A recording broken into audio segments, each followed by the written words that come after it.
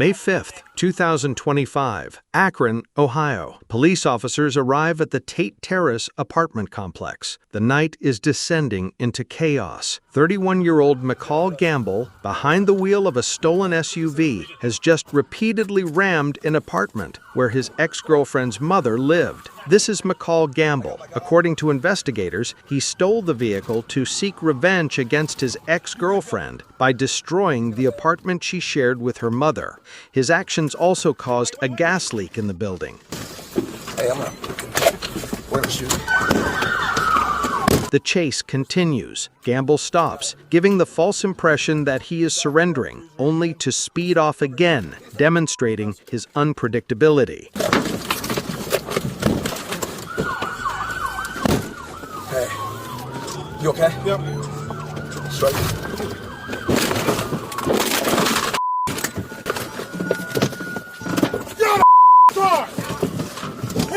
Hands, motherfucker! Hands! What's the matter with you? You move, you will get ended! Gamble resists, but the officers forcibly remove him from the car and place him under arrest. McCall Gamble faced numerous charges, including assault on law enforcement officers, inducing panic, failure to comply with police. I'm gonna get shot! Put it up!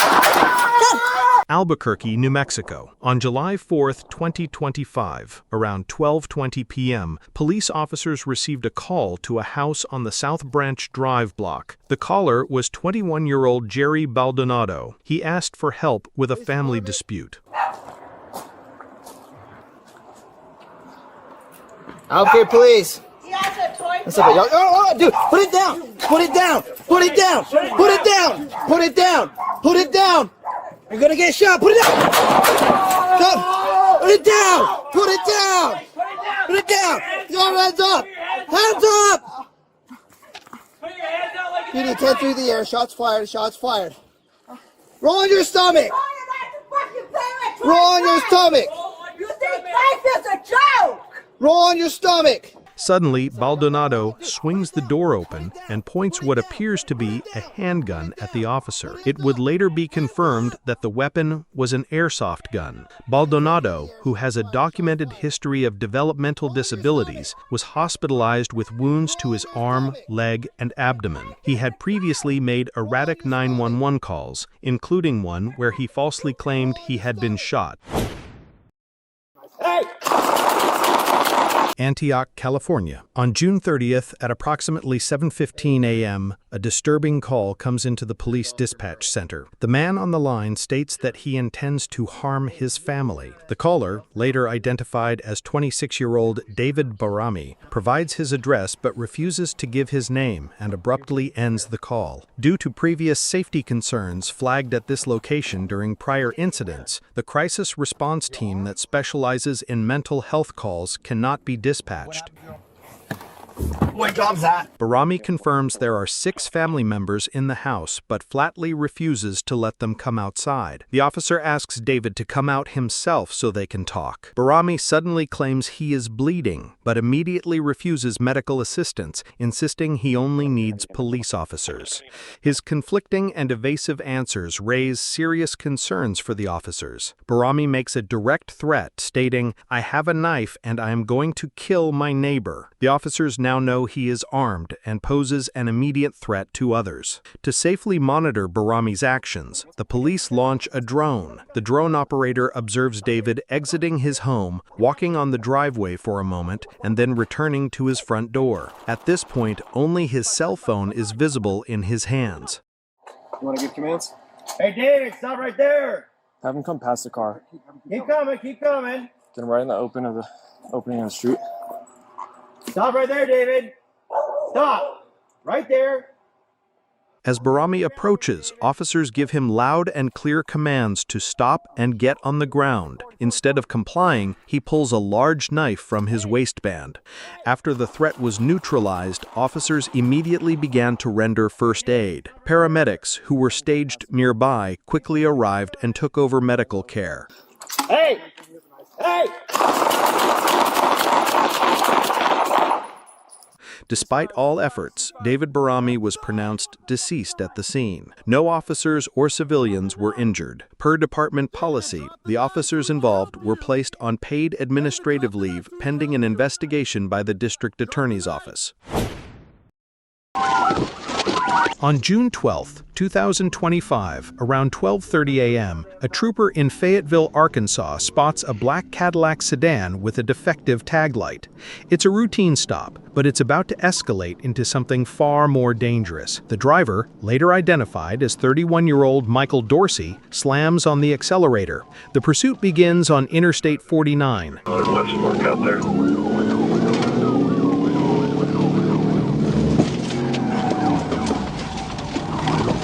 TBI, A and B, TBI, A and B. Dorsey reaches speeds of over 140 miles per hour in a desperate attempt to escape. He weaves dangerously through traffic, endangering other drivers on the nighttime highway. Got tires going flat, tires going flat.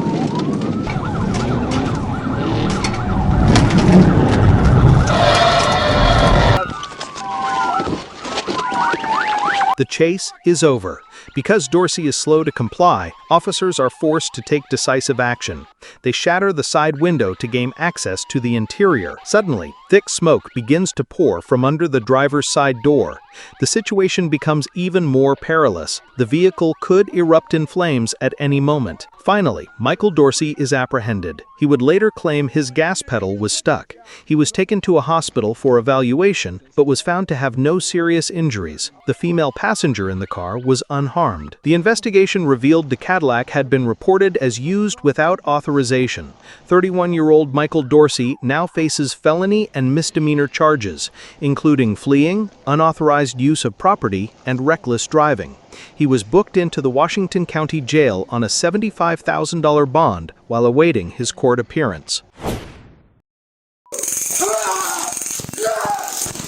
On June 5, 2023, in Moore, Oklahoma, police officers responded to a house where a man, identified as Jason Gerard, was reportedly inside without the homeowner's permission. The officer informs Gerard that he has active warrants for his arrest and instructs him to turn around and place his hands behind his back. If you want to. Turn around, put your hands If behind you your want to. Turn around, Get out of my house. Turn around, put your hands behind your back. Get out of my house. Turn around, behind your back. I'm not You're going going to get tasered. No.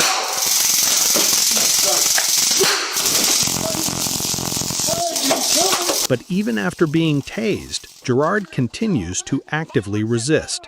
A violent physical struggle erupts as officers attempt to gain control.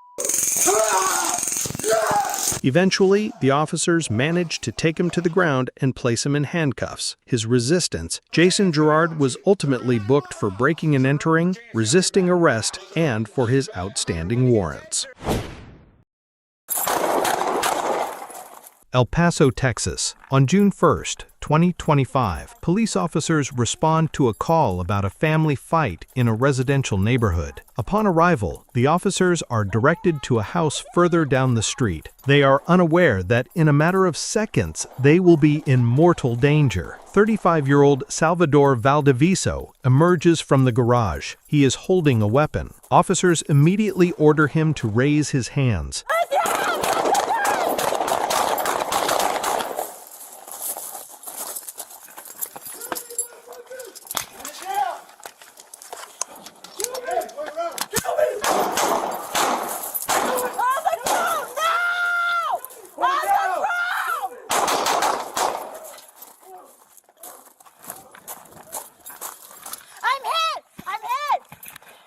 During the ongoing exchange of gunfire, Valdeviso is wounded and falls to the ground. After neutralizing the threat,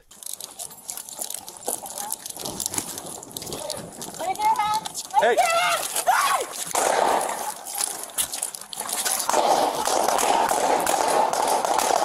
Shots fired, shots fired.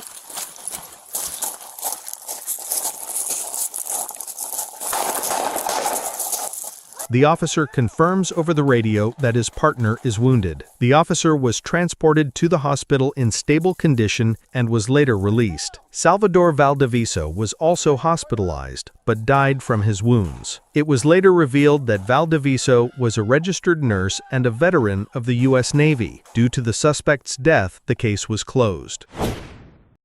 That's up. Drop the fucking head. Orlando, Florida. On June 7, 2025, at approximately 3:30 p.m., deputies with the Orange County Sheriff's Office respond to a call. A woman who called 911 reported that her son, who suffers from schizophrenia, had stopped taking his medication and was acting erratically. Before going to the home, deputies meet with the mother at a nearby location to obtain more information. According to her 30-year-old son, Terry Washington Jr., is acting erratically, but does not have access to weapons, as all knives had been removed from the home beforehand. This detail will prove to be critically important. Arriving on scene, the sheriff's deputies enter the home to assess the situation. Sorry. Giving us permission to come in, correct? Yeah. Inside, they are met by Terry's father, and here the story takes an unexpected turn. Unlike the mother, he informs the officers that his son has a knife, which he supposedly took that morning. The information about a potential threat completely changes the officers' tactics.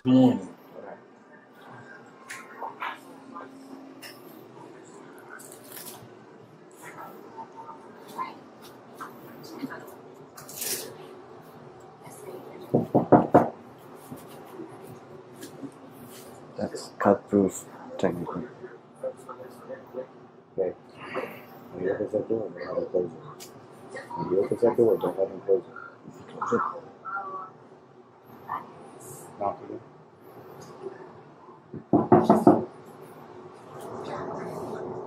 TJ, it's the sheriff's office. Come on out and talk to us, buddy.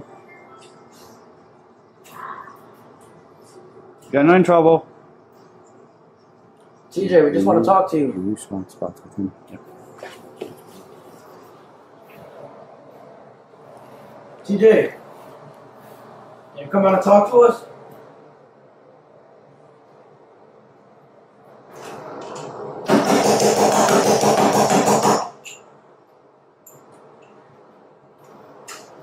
TJ!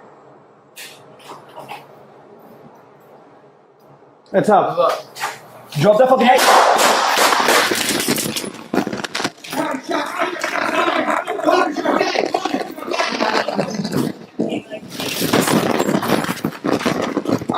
Terry Washington was rushed to the hospital, but he died from his injuries there. The deputy who was attacked suffered lacerations to his head, but his life was not in danger. A subsequent investigation deemed the deputy's actions justified, as he faced a direct and lethal threat to his life. Okay, Bulgers, you okay?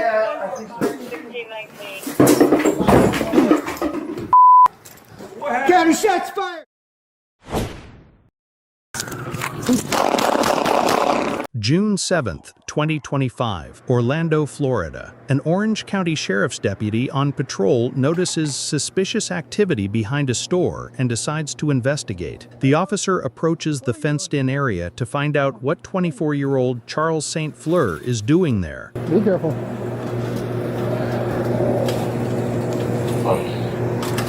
Alright, hold up. Here, look. County 5-1. Fuck you doing, bro? Fuck you.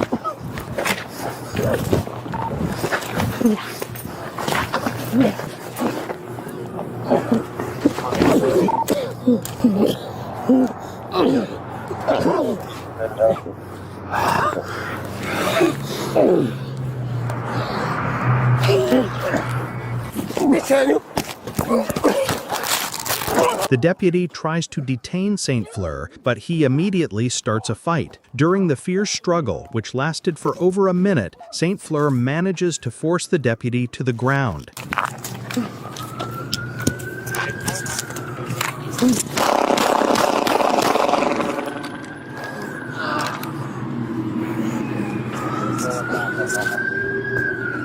Breaking free, St. Fleur rushes toward the weapons. He grabs the first firearm and tosses it over the fence. Then, picking up the second, he turns toward the deputy. Charles St. Fleur was hospitalized and is reported to be in stable condition.